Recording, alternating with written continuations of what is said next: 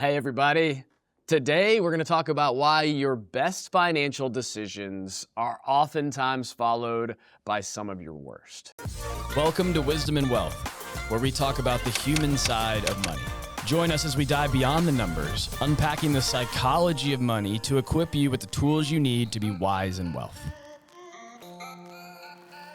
I'm Brendan Frazier, Chief Behavioral Officer at RFG Advisory, and I'm wondering if you've ever made a really good financial decision, one that you're proud of, and then immediately afterwards followed it with we'll call it questionable one. You finally stuck to your budget, and so you decide to reward yourself by ordering takeout. Or you pay extra on your credit card for this month and somehow end up online shopping again later that night. If that sounds familiar, you're not alone, you're just human. So today, we're going to talk about why that happens. It's a psychological glitch called the licensing effect.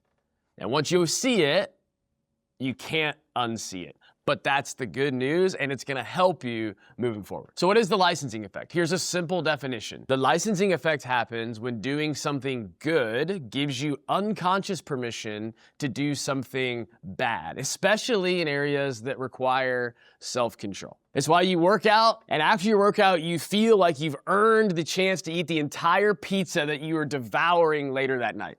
Your brain creates moral credit, we'll call it. You do something responsible, and inside you feel like, hey, look, I've been good, I deserve this. In one study, researchers found that people who made a virtuous choice, did something good, even a hypothetical one like donating to a charity, were significantly more likely to choose an indulgent product afterwards. So in other words, the moment we boost our moral self-image, we get moral credit, it's almost as if our guard drops. In another study, researchers found that when people choose a healthy entree for their meal, they were more likely to add a dessert later on. And they found that when people plan to exercise, not exercise, but plan to exercise, they felt more justified indulging in extra calories before they exercise. Why is that? It's because our brain gives us a moral credit. So even a small good choice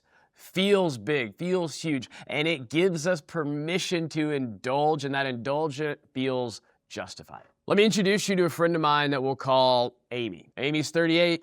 She has 2 kids, juggling a career and managing the household, and she really wants to stay on budget, paying down her credit card, putting money away in savings so that she can have the freedom to do what she wants to do and retire as soon as possible. She's disciplined Monday through Thursday, and she would admit this. Monday through Thursday, she does the things she's supposed to do, but Friday rolls around, and from Friday to Sunday, everything kind of feels like chaos. Here's a breakdown of the typical week. She meal preps for the week, good Monday through Thursday. The weekend rolls around, and the next thing you know, she's ordering DoorDash to deliver meals to the house because she deserves it. Now, there's nothing wrong with DoorDash, but it wasn't a part of the plan that she put together. The licensing effect, it shows up and it impacts all areas of our life.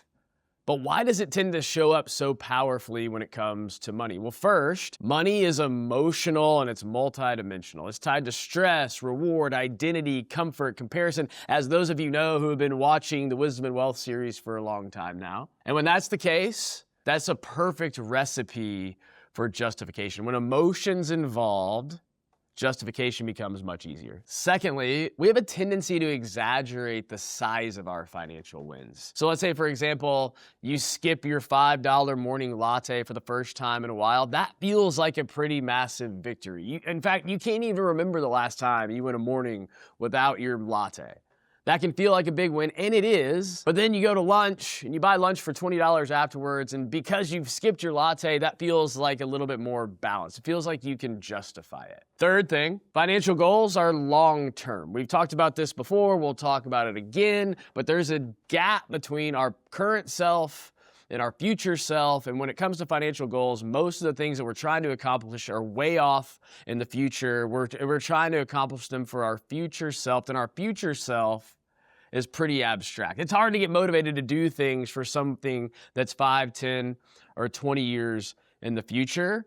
And the current you is selfish, and it's very real, it's very persuasive in the here and in the now. And fourth, money constraints actually increase the rebound. So in other words, the more deprived that we feel with our money, the stronger the desire to bounce back, the stronger the bounce back indulgence can actually become. So what happens is the licensing effect doesn't just appear with money.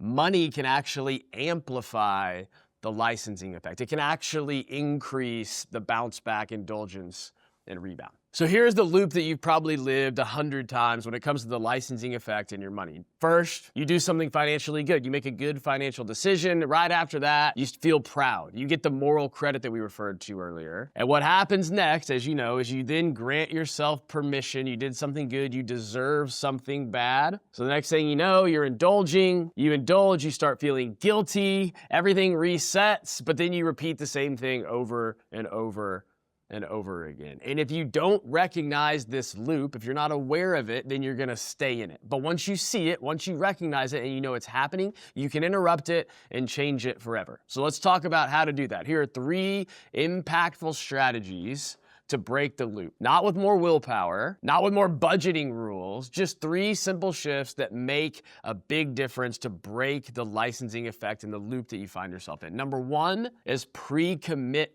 the reward. So most people indulge right after the good behavior, as we learned, and that's the trap. So instead, tie rewards to milestones, not moments. Make a rule, tell your spouse, tell your partner, somebody close to you, your rule is if I stick to the plan for 30 days, then I can buy blank. Don't indulge, have a pre-committed plan for what you need to do in order to get the thing that you want. It's not I earned this today. It's I have a plan and have pre-committed to a plan to earn it in the future. Strategy number 2 is to replace the I earned this mentality with a simple question of, does this help me? This is actually more powerful than it seems. It's gonna help you so that you're not battling your impulses. You're pausing to make an intentional and mindful decision. Intentional questions can activate a different part of the brain, the part that's tied to long-term thinking. So before you're set to make your next purchase,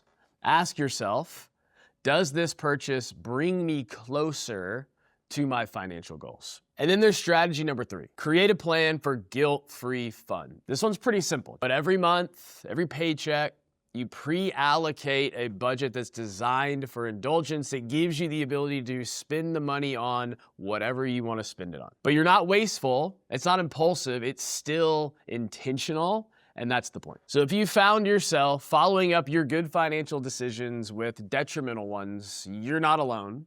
And as you move forward, whatever you do, don't try all 3 strategies at once. That's a little bit too much. Pick the one that feels the easiest for you to start doing in the next week, and then do it. As always, if you have questions, if you want to discuss, reach out, contact your financial advisor, and until next time, stay wise and well.